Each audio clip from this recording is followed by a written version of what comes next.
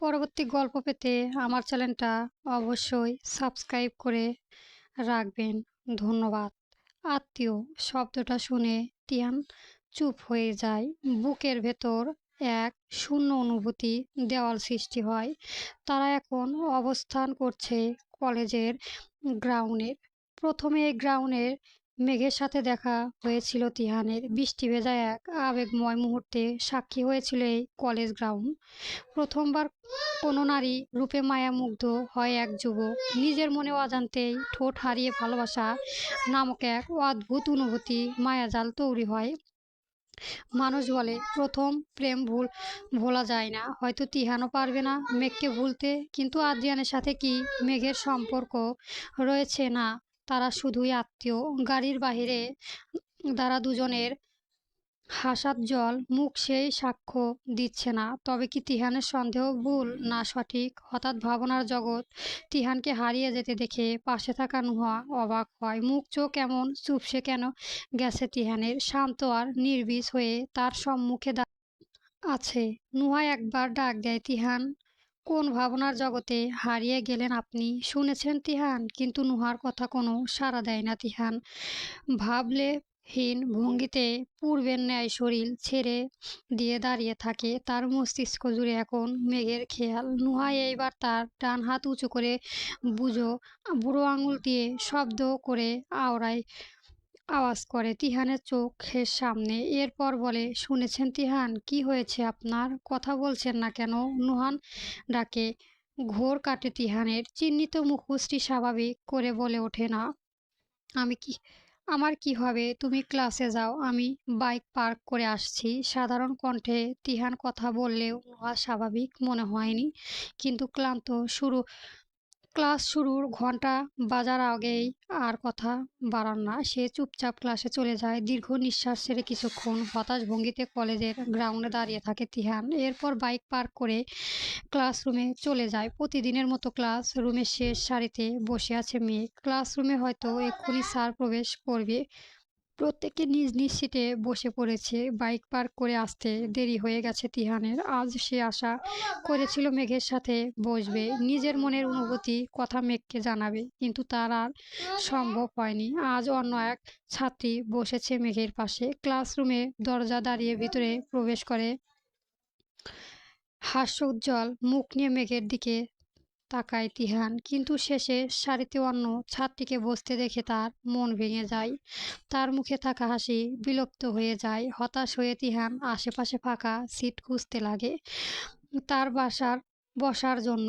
কিন্তু সম্পূর্ণ ক্লাস ছাত্রছাত্রী দ্বারা পরিপূর্ণ ছিল। বসার জন্য কোনো সিট খালি ছিল না। ঠিক তখনই তার চোখে যায় দ্বিতীয় সারিতে ফাঁকা সিট রয়েছে। তিহান এগিয়ে যায় সেখানে, কিন্তু ওই সিটের পাশে নুহাকে দেখে অবাক হয়ে যায়। তিহান বলে, নুহা, তুমি এখানে বসেছ দ্বিতীয় সারিতে? তিহানকে এগিয়ে আসতে দেখে নুহা অবাক হয়নি, বরং মনে মনে খুশি হয়। মূলত নুহা জানতো ক্লাসে কোনো ফাঁকা সিট নাই। এসব ছাত্রছাত্রীরা আগে থেকেই ফিল আপ করে রেখেছে। তাই সে ইচ্ছে করেই তার পাশের সিটে নিজের এক বই রেখে দিয়েছিল, যেন ওই সিটে কেউ না বসে। ক্লাসরুমের দরজা তিহানকে দেখে সে তার বই উঠিয়ে নেয়, যেন তিহানের সন্দেহ না করে। স্বাভাবিক কণ্ঠে তিহানের প্রশ্নের উত্তর দিয়ে নুহা বলে ওঠে, কেন তিহান, আপনি কি কোনো ফাঁকা সিট খুঁজে পান নাই? এখানে বসতে চান? নুহার কথা শুনে আশেপাশে তাকায় তিহান। সত্যি ক্লাসে কোথায় ফাঁকা সিট নাই, তা সে বাধ্য হয়ে হাঁ বদক সম্মতিসূচক মাথা নাড়িয়ে বলে, এখানেই বসতে চাই। সিটে বসার আগে একবার ঘাড় ঘুরিয়ে পিছনের দিকে তাকায় তিহান। বইয়ের মধ্যে মুখ গুজে বসে আছে মেঘ। ক্লাসের পড়াশোনা রিভাইজ করেছে হয়তো। নুহা একটু সরে গিয়ে জায়গা দেয় তিহানের বসার জন্য। প্রায় 10 মিনিট পর ক্লাসে উপস্থিত হয় আদ্রিয়ান। ফার্স্ট ইয়ারের প্রথম ক্লাস তার। ক্লাসরুমে আদ্রিয়ান প্রবেশ করার পর সব ছাত্রছাত্রীরা উঠে হাসি মুখে বলে একত্রে বলে ওঠে, গুড মর্নিং স্যার। আদ্রিয়ান মিষ্টি হাসি উপহার দিয়ে সব ছাত্রছাত্রীর উদ্দেশ্য বলে ওঠে, গুড মর্নিং স্টুডেন্ট। যথারীতি নির্দিষ্ট সময়ে ক্লাস শুরু হয়ে যায়। বোর্ডে পড়াশোনা বোঝান শুরু করে আদ্রিয়ান। মেঘও তার ক্লাসের উপর যথেষ্ট মনোযোগ হয়। দ্বিতীয় সারিতে বসে নুহা আর তিহানও ক্লাস করতে থাকে। আজ মেডিকেল কলেজে জিয়া এসেছে। ইরফান সাহেব এর কলেজে শেয়ারহোল্ডার, তার একমাত্র মেঘ জিয়া। বাবার অনুপস্থিতিতে কলেজ পরিদর্শন করবে সে, তাই কলেজে টিচার হয়ে জয়েন করেছে। যদিও তার মূল উদ্দেশ্য আদ্রিয়ানের সাথে দেখা করতে, তার সাথে একান্ত সময় কাটাবে। সকালে প্রিন্সিপালের অফিসে গিয়ে জিয়ার সাথে দেখা হয় আদ্রিয়ানের। প্রথমে জিয়াকে দেখায় অবাক হলেও পরে প্রিন্সিপালের কাছ থেকে জিয়া জয়েন করার কথা শুনেছে। প্রচণ্ড বিরক্ত হয়ে আদ্রিয়ান জিয়ার কথা শুনে কাল খুব কষ্ট করে বাসায় কয়েক মুহূর্তের জন্য সহ্য করেছে সে জিয়াকে, কিন্তু এখন সারাদিন কলেজেই জিয়ার ন্যাকামি কি করে সহ্য করবে। আর জিয়া যদি সবসময় আদ্রিয়ানের পিছু পিছু ঘোরাঘুরি করে, তখন মেঘের মনের অবস্থা কেমন হবে। প্রিন্সিপাল রুমে জিয়ার সাথে আর কথা বাড়ায় না আদ্রিয়ান, শুধু সৌজন্যবোধক অভিনন্দন জানিয়ে তার ক্লাসরুমে চলে আসে। ঘড়িতে সময় 11:30। আদ্রিয়ানের ক্লাস প্রায় শেষ। কাল ক্লাসের জন্য ছাত্রছাত্রীদের পড়াশোনা দেখিয়ে ছুটি দিতে যাবে। তখন হঠাৎ দরজা নক করার শব্দ শোনা যায়। আদ্র টেবিল থেকে মাথা উঁচু করে দরজার দিকে তাকায়। অপর পাশ থেকে দরজার লক খুলে ভেতরে প্রবেশ করার অনুমতি চেয়ে জিয়া বলে, doctor one, may I come in? ক্লাসের সকল ছাত্রছাত্রী জিয়ার দিকে তাকায়। শেষের সারিতে বসে থাকা মেঘ হঠাৎ জিয়াকে কলেজে দেখে অবাক হয়ে যায়। জিয়া এখানে কি করছে? মেঘ সন্ধিহারা দৃষ্টিতে টেবিলে দাঁড়িয়ে থাকা আদ্রিয়ানের দিকে তাকায়। অতিরিক্ত বিরক্ত আর মৃদুর আগে ভ্রু কুঁচকায় আদ্রিয়ান। ক্লাসে ডিস্টার্ব করা ইচ্ছে করেছে এক্ষুনি ধমক ধমক দিতে দিতে জিয়াকে, কিন্তু তা সে পারবে না। জিয়া এখন এই কলেজের টিচার। আদ্রিয়ান অনুমতি দিয়ে বিরক্তি মাখা মুখোশটি নিয়ে প্রশ্ন করে ওঠে, ডক্টর জিয়া, আপনি হঠাৎ আমার ক্লাসরুমে? কোনো বিশেষ প্রয়োজন ছিল কি? আদ্রিয়ানের নমনীয় ব্যবহার দেখে জিয়া মৃদু হেসে বলে ওঠে, প্রিন্সিপাল স্যার জরুরি নোটিশ দিয়েছে, যার বিষয়ে কথা বলার প্রয়োজন ছিল। অনুমতি দিলে ভিতরে আসতে পারি? প্রিন্সিপালের নোটিশের কথা শুনে আদ্রিয়ান আর বাড়তি কোনো কথা বলে না, যথেষ্ট ভদ্রভাবে বলে ওঠে, জি অবশ্যই, ভিতরে আসুন। হাতে থাকা কাগজ নিয়ে জিয়া দ্রুত ভিতরে চলে আসে। ফার্স্ট ইয়ারের পড়া ছাত্রছাত্রীর জন্য মেডিকেল কলেজ থেকে ক্যাম্পের আয়োজন করা হয়েছে। তারা পাহাড়ি এলাকায় গিয়ে জনগণের স্বাস্থ্যসেবা দিবে। দুর্গম এলাকা জনগণকে আধুনিক চিকিৎসার ব্যবস্থার সাথে পরিচিত করে তুলবে। কলেজের কর্তৃপক্ষ প্রতি এমন নোটিশ এসেছে, যার মূল দায়িত্ব পড়েছে আদ্রিয়ান আর জিয়ার উপর। জিয়া আর আদ্রিয়ানে দুজনেই মিলে সব ছাত্রছাত্রীকে এই ক্যাম্পাস সফল করতে গ্রাউন্ড করবে। ক্লাসের সব ছাত্রছাত্রী অনেক খুশি হয়, কিন্তু মেঘ শুধু চুপচাপ সামনে থাকা দুজনের মানুষকে দিকে তাকিয়েছিল, যারা এখন হাসি মুখে নোটিশ নিয়ে আলোচনা করেছে। আদ্রিয়ান আর জিয়াকে একসাথে দেখে মেঘের হিংসা হচ্ছে না, বরং কষ্ট হচ্ছে। এক অজানা ভয় তার অন্তত জুড়ে আধিপত্য লাভ করেছে। উভয়ে হাস্যজল দেখার ধৈর্য আর মেঘের হলো না। চোখ সরিয়ে নিল সে। হাতে থাকা কলম শক্ত করে ধরে মাথা নিচু করে মাটির দিকে তাকিয়ে চুপচাপ বসে রইল। নোটিশ নিয়ে জিয়ার সাথে কথা বলার মাঝে আদ্রিয়ানের দৃষ্টি যায় মেঘের দিকে। মাথা নিচু করে অদ্ভুত ভঙ্গিতে বসে আছে মেঘ। বুকের ভেতর ধক করে উঠল আদ্রিয়ানের। জিয়া তার কাছে আসলে মেঘ কষ্ট পায়, তা আদ্রিয়ান জানে, কিন্তু সে এখন কি করবে? নোটিশ পড়া শেষ হলে জিয়া আদ্রিয়ানকে প্রশ্ন করে ওঠে, আদ্রিয়ান, তোমার কি ক্লাস শেষ? হ্যাঁ শেষ। কিন্তু কেন জিয়া? ক্যাম্পাসের বিষয়ে বিস্তারিত আলোচনা করার প্রয়োজন। তুমি কি এখন কেবিনে যাবে? চলো আমিও যাই। জিয়ার কথাবার্তা অতিরিক্ত বিরক্ত হয়ে আদ্রিয়ান বলে ওঠে, জিয়া, আমি এখন একটু বিশ্রাম নিতে চাই, পরে আলোচনা করি। আদ্রিয়ানের নিষেধ কানে তুলল না জিয়া। জিয়া বলে, আদ্রিয়ান, আর 2 দিন পর ক্যাম্পাসে যেতে হবে। এক্ষুনি আলোচনা করা উচিত। চলো যা তোমার কেবিনে। জিয়ার ন্যাকামি দেখে আদ্রিয়ান বিরক্ত হয়ে মুখের উপর কোনো তিক্ত কথা বলতে চাইল, কিন্তু ক্লাসের উপস্থিত স্টুডেন্টের জন্য আর কোনো কথা বলল না। আদ্রিয়ান বলে উঠল, চলো। মাথা নিচু করে বসে থাকলেও তাদের দুজনের সব কথা শুনছিল মেঘ। চোখ ভর্তি জল নিয়ে উপরের দিকে মাথা তুলে তাকায় মেঘ, একদম আদ্রিয়ানের চোখ বরাবর। দুজনের চোখ মিলিত হয়। ওই অশ্রুসিক্ত চোখে কোনো প্রকার অভিযোগ, কষ্ট, ঘৃণা ছিল না, শুধু একরাশ অভিমান আর এক বুক কষ্ট। ফ্লোরের মধ্যে যেন আদ্রিয়ানের পা স্থির হয়ে যায় তার প্রেয়সীর এমন চাহনি দেখে। হঠাৎ হাঁটা বন্ধ করে আদ্রিয়ানকে থেমে যেতে দেখে জিয়া প্রশ্ন করে ওঠে, আদ্রিয়ান, কি হয়েছে তোমার? থেমে গেলে কেন? চলো কেবিনে যাই। জিয়ার কথা যেন আদ্রিয়ানের কান অবধি পৌঁছায় না। তার দুই চোখ এখনো মেঘের উপস্থিত স্থির হয়ে গেছে। মেঘকে কষ্ট পেতে দেখতে পারবে না আদ্রিয়ান। আদ্রিয়ান বলে ওঠে, মেঘ, টেবিলে থাকা অ্যাটেন্ডেন্স খাতা নিয়ে আমার কেবিনে আসো, দ্রুত আসবে। আদ্রিয়ানের আদেশ শুনল মেঘ, কিন্তু কোনো প্রক্রিয়া দেখালো না। ক্লাস থেকে বের হয়ে যায় ওরা দুইজন। আশেপাশে সকল ছাত্রছাত্রী জিয়া আর আদ্রিয়ানকে একসাথে দেখে বলছে তাদের দুজনকে একসাথে দারুণ মানাবে। জিয়া ম্যাম কত সুন্দরী, আর আদ্রিয়ান স্যারও যথেষ্ট সুদর্শন। কাপল হলে মন্দ হবে না। কিন্তু মেঘ সব কথা শুনলো বিষণ্ণ মন নিয়ে। কিছুক্ষণ বসে থাকে। প্রায় 30 মিনিট পর টেবিলে থাকা অ্যাটেন্ডেন্স খাতা নিয়ে আদ্রিয়ানের রুমের দিকে এগিয়ে যায় মেঘ। আদ্রিয়ানের রুমের দরজার সামনে দাঁড়িয়ে নিজের মুড ঠিক করে। এরপর যখন দরজায় কড়া নাড়াতে যাবে তার আগে ভিতর থেকে দুজনের হাসির শব্দ শোনে। মেঘ নক না করে মাথা উঁচু করে একবার কাচের দরজা দিয়ে ভেতরে তাকায়। কেবিনের ভেতরের চেয়ারে বসে ল্যাপটপের দিকে মনোযোগ সহকারে তাকিয়ে আছে আদ্রিয়ান, আর তার কাঁধে হাত রেখে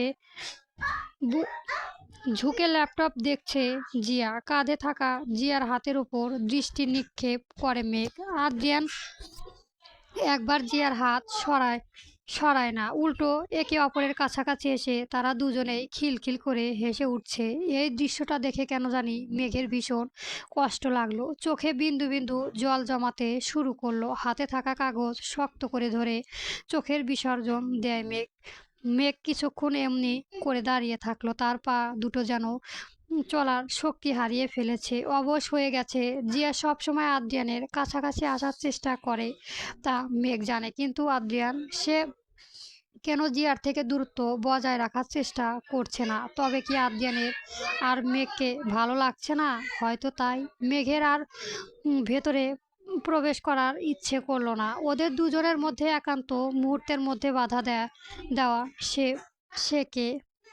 কাবাবের হাড্ডি হয়ে থাকতে চায় না মেঘ। আদ্রিয়ান যখন চায় জিয়ার সাথে থাকতে, তার সাথে কথা বলতে, হাসতে, তবে মেঘ কেন বিরক্ত করবে না? চুপচাপ তার জীবন থেকে সরে দাঁড়াবে। গত 9 বছর ধরে একা একা থাকতে পেরেছে, এখনো পারবে।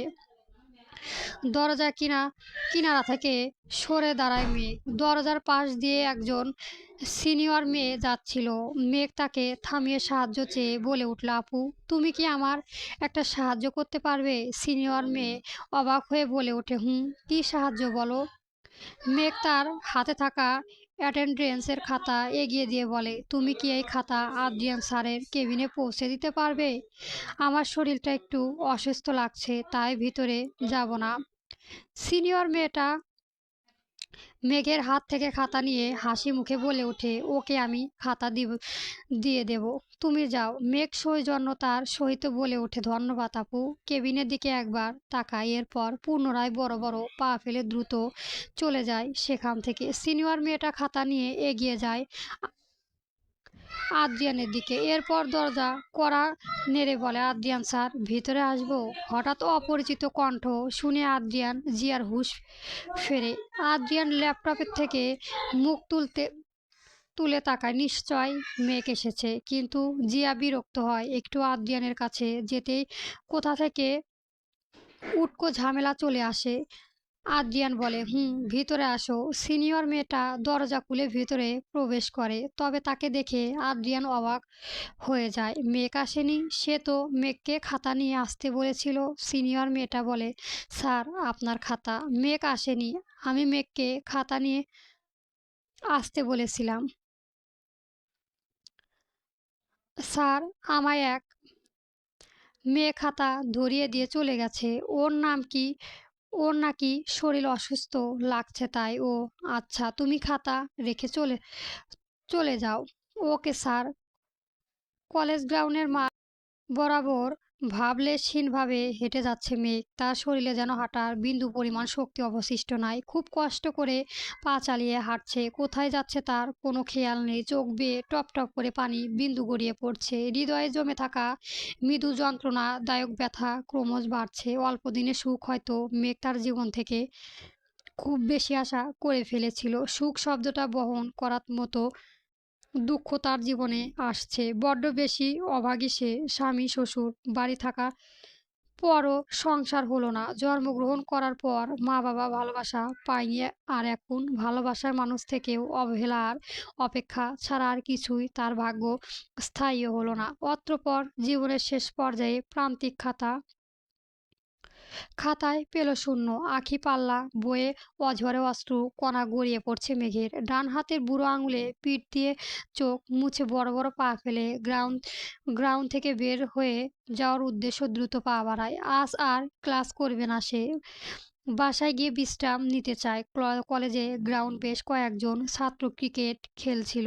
মেঘ মাঝ রাস্তা দিয়ে হেঁটে যাচ্ছিল বিধায় হঠাৎ অপর পাশ থেকে এক বল তড়িং বেগে ছুটে আসে তার দিকে। প্রথমে মেঘ বল দেখেনি, কিন্তু যখন উপরে মেলে তাকিয়ে দেখে উড়ন্ত বল তার দিকে ছুটে আসছে, তখন ভয়ে চোখ মুখ খিচে বন্ধ করে হাত হাত দিয়ে কান চেপে ধরে হাঁটু গেজে মাটিতে বসে পড়ে। এক্ষুনি হয়তো তার গায়ে বল এসে লাগবে। কিন্তু মেঘের ধারণা সম্পূর্ণ ভুল প্রমাণ হয়। বেশ কিছুক্ষণ সময় অতিবাহিত হওয়ার পরও যখন বল শরীর না লাগে, তখন মেঘ পিট পিট করে চোখ খুলে তাকায়। আকাশে উদয় উদয়িত সূর্য কিরণের মাঝে শক্ত হাতে খপ করে বল ধরে দাঁড়িয়ে আছে এক সুদর্শন যুবক। নিচে হাঁটু গেজে বসে থাকা মেঘের তার সম্মুখে থাকা পুরুষের মুখোশটি পর্যবেক্ষণ করে পরিচিত হতে খুব বেশি সময় লাগে না।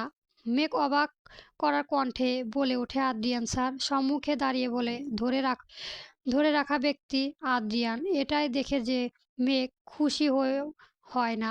কেবিনে থাকা আদ্রিয়ান আর জিয়ার ঘনিষ্ঠ দৃশ্য দেখে আর মন বিষিয়ে ওঠে। চোখ মুখ শক্ত করে আদ্রিয়ান উঠে দাঁড়ানোর চেষ্টা করে মেঘ, কিন্তু তখন হঠাৎ বসে পড়ায় পায়ে রগে টান পড়ে যায়। তাই উঠে দাঁড়াতে গিয়ে ব্যথা পায়। ব্যথায় আর্তনাদ করে বলে ওঠে, আহ! মেঘের মুখে ব্যথাটু শব্দ শুনে হুঁশ ফেরে আদ্রিয়ানের। মাটিতে বল ছেড়ে দিয়ে দ্রুত হাত বাড়িয়ে দেয় মেঘের কাছে। এরপর বলে, কি হয়েছে মেঘ? ব্যথা পেয়েছো? ওঠো, উঠে দাঁড়াও। আদ্রিয়ানের বাড়ান্ত হাতের দিকে ঘৃণার দৃষ্টিতে তাকায় মেঘ। পায়ে ব্যথা থাকা সত্ত্বেও আদ্রিয়ানের সাহায্য না নিয়ে মাটিতে ভর করে নিজেই উপরে উঠে দাঁড়ায়। মেঘ এমন কর্মকাণ্ড দেখে আদ্রিয়ান অবাক হয়। হয়তো জিয়া আর তাকে একসাথে দেখে রাগ করেছে। মেঘ তার কাঁধে ঝুলন্ত ব্যাগ উম, মুষ্টিবদ্ধ করে ধরে শান্ত কণ্ঠে বলে, ধন্যবাদ স্যার, বলাটা বলটা ধরার জন্য। কথার জবাবে আদ্রিয়ানের কোনো প্রশ্ন করতে দিল না মেঘ। পা চালিয়ে কলেজের গেটের দিকে হাঁটা ধরলো। কিন্তু হঠাৎ এমন সময় কোথায় যাচ্ছে মেঘ? ক্লাস মাত্র শেষ হয়েছে একটা, এখন টিফিনে দেয়নি। তবে পিছন থেকে আদ্রিয়ান প্রশ্ন করে ওঠে, মেঘ, তুমি কোথায় যাচ্ছ? ক্লাস শুরু হবে এখন, তুমি ক্লাস করবে না? পিছন থেকে তাকিয়ে হাঁটা থামিয়ে মেঘ উত্তর দেয় দেয় স্যার, আমি একটু অসুস্থ বোধ করছি, তাই ক্লাস করব না। বাসায় ফিরে যাব। অসুস্থ? হঠাৎ কি হয়েছে মেঘের? জ্বর এসেছে কি? কিন্তু সকালে শরীর কোনো জ্বর ছিল না। তবে এখন কি করে? যাওয়ার জন্য বড় বড় পা ফেলে হাঁটা শুরু করে। কিন্তু তার পায়ে রগে টান পড়ায় খুঁড়িয়ে খুঁড়িয়ে হাঁটতে হচ্ছে তাকে। পায়ে পিঠ পিঠ ব্যথা করছে, কিন্তু এই ব্যথা তার হৃদয়ে থাকা ব্যথার চেয়েও কম।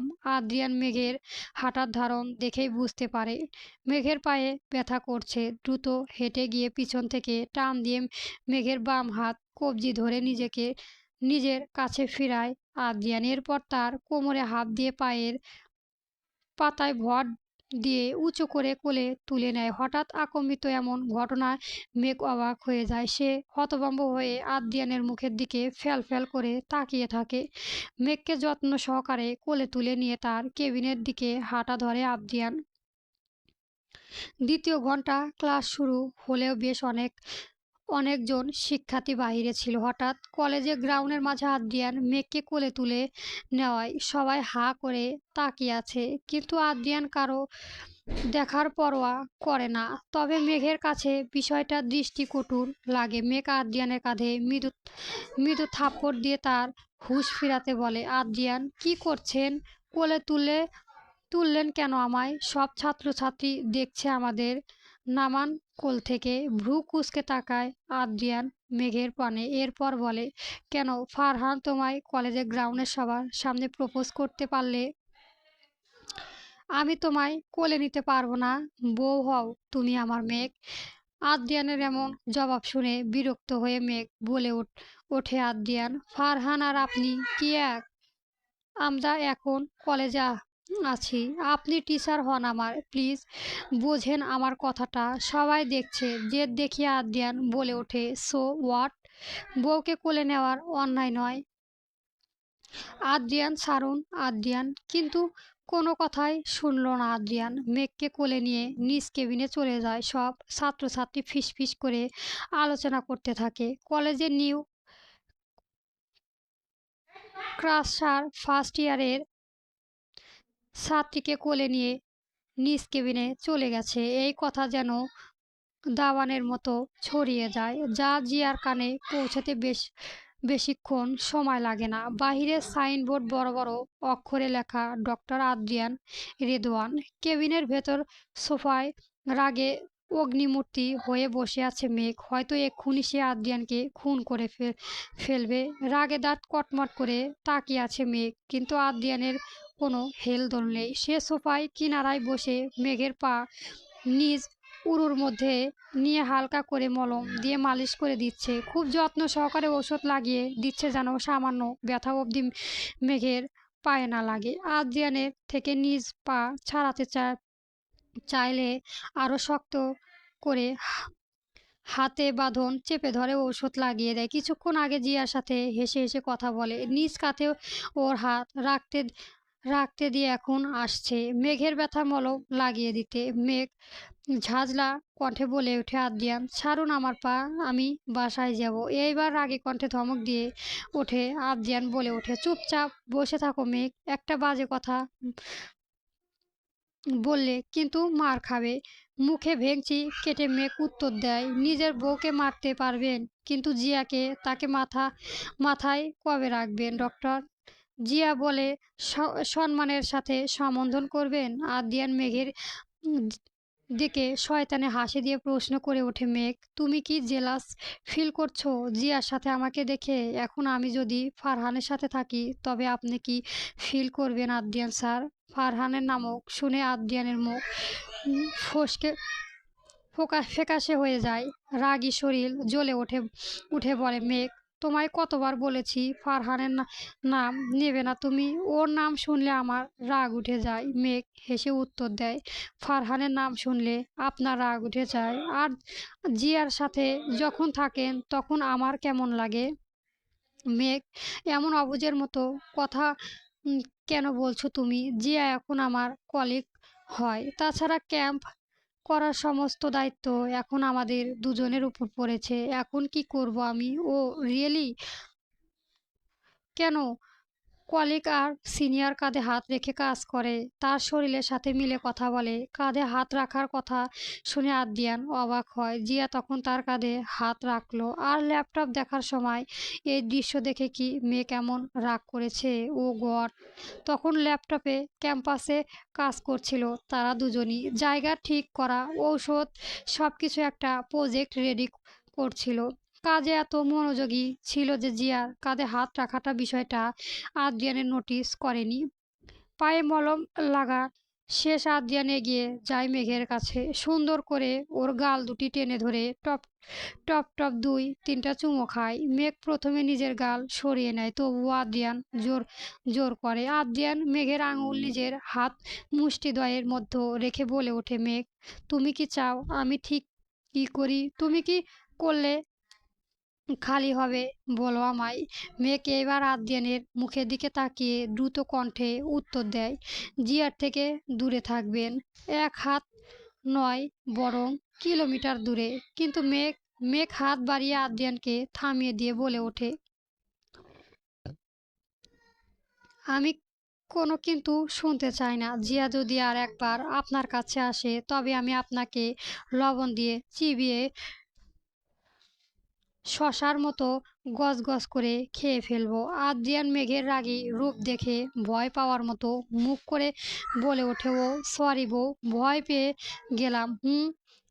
ভয় পাওয়ারই উচিত আপনার। আদ্রিয়ান মাথা নাড়িয়ে সম্মতি দিয়ে বলে ওঠে, তুমি যদি চাও তবে আমি অবশ্যই জিয়ার থেকে দূরে থাকবো, প্রমিস। আদ্রিয়ান মেঘের বাহু ধরে নিজের সাথে মিশিয়ে নেয়, এরপর শক্ত করে জড়িয়ে ধরে। কিন্তু তাদের এই সুন্দর খুনসুটি মুহূর্ত খুব দীর্ঘক্ষণ স্থায়ী হয় না। খুব স্বাভাবিকভাবে জিয়ার কানে এই কোলে নেওয়ার কথাটা এগিয়ে পৌঁছায়। জিয়া দ্রুত পায়ে হেঁটে এগিয়ে আসে আদ্রিয়ানের কেবিনে। কেবিনের দরজা নক করে শব্দ করে ডেকে ওঠে, আদ্রিয়ান। আদ্রিয়ান হঠাৎ জিয়ার কণ্ঠ শুনে মেঘ আঁতকে ওঠে। আদ্রিয়ানকে ডাক দিতে মেঘ বলে, জিয়া ম্যাম এসেছে। আদ্রিয়ান ছাড়ুন, উনি একসাথে দেখে নেবে। জিয়া হঠাৎ আগমনে আদ্রিয়ান যথেষ্ট বিরক্ত হয়, কিন্তু সে মেঘকে ছাড়ে না, বরং শক্ত করে জড়িয়ে ধরে বাহিরে থাকা জিয়াকে উদ্দেশ্য করে বলে, জিয়া তুমি এখন চলে যাও, আমি ব্যস্ত আছি, পরে কথা বলবো।